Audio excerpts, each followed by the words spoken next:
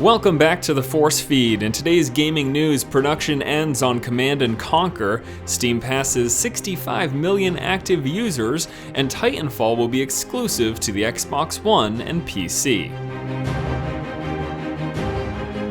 Hello ladies and gentlemen, welcome back to the show. Force here with your day's gaming news. First up today, if you were looking forward to the upcoming Command & Conquer game, I have some rather disappointing news for you. It's not happening. In fact, as of now, production has completely stopped and the game is canceled.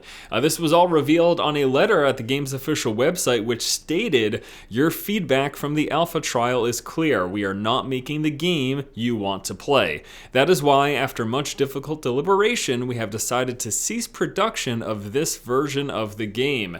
So the wording makes you think that they're working on another version, right? Well, unfortunately, that is also not the case, because it was later revealed via Twitter from the marketing manager of Victory Studios that the developer is now closed. Victory Studios does no longer exist.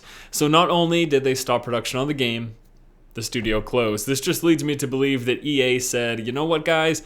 We don't like what you're doing, so we're going to put up this letter pretending that we're stopping production and starting it over somewhere else, and then we're going to close your studio. And then what's probably going to happen is I'm expecting a Command & Conquer that may eventually come in the future, but I'm guessing EA is just going to have another studio work on it because, well, Victory Studios no longer exist. Now, while it's always sad to hear about a studio closing down and people losing their jobs, from what I understand from people who have played the game, this game was going through testing.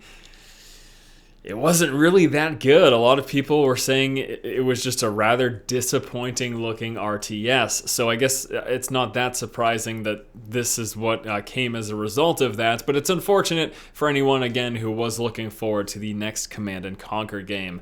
All right, next up in news, Steam, the much-loved platform of digital distribution for PC users, is now one of the most active, with registered 65 million active users. Now, beyond having 65 million active users, they also check in at 6 million peak concurrent users on a daily basis.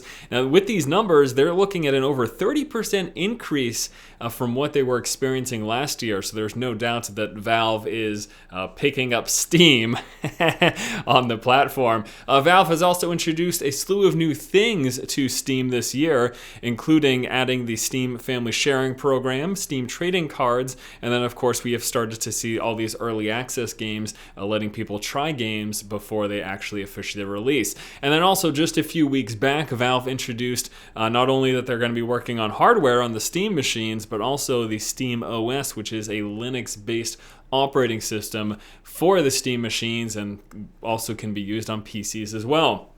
Valve is making some pretty big strides, and you could look at this and say, okay, they've seen a 30% increase in active users in the past year. That probably has a lot more to do with the fact that we're running to the end of a console generation, and people are just getting really, really tired of this 10-year-old hardware. And maybe once the next-gen consoles come out next month, we're going to see a decrease in Steam users. Honestly, I hope that's not the case. I hope that this is more people converting over to the PC, and not so much because PC Master Race, but more because really it's one of the better platforms to play on in terms of the input from the consumer and the decisions that you have in terms of what you purchase, when you purchase, and all the great deals. I'm talking about hardware stuff like graphics cards and all those things. Obviously, I understand the benefit to consoles, and I'm not dissing consoles. I'll be picking up one this fall, but I'm just saying it's nice to see people coming on over to the PC, and I hope that some of them do get converted, because really it's a great way to game. And last up in news today, Titanfall, the upcoming mech-based first-person shooter from Respawn,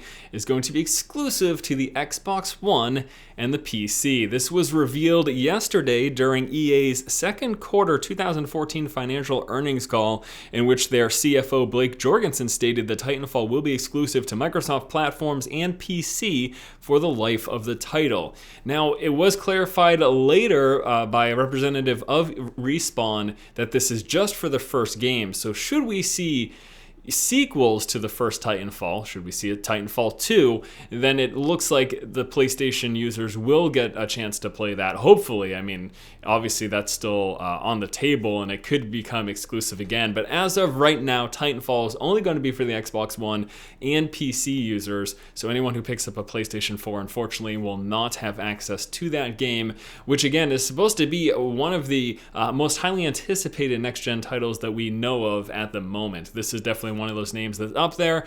Beyond Titanfall, games like Destiny and the next Witcher game. There's a lot of really good games coming out within the next year or so. Titanfall is definitely one of them, and unfortunately enough, if you have a PS4, you won't get to play it. That's alright though, just play it on the PC. Probably going to be the best way to experience that game anyways. And that is going to do it, guys, for today's episode of the show. As always, thank you so much for watching. Please be sure to comment in the section below about any of the topics discussed here today.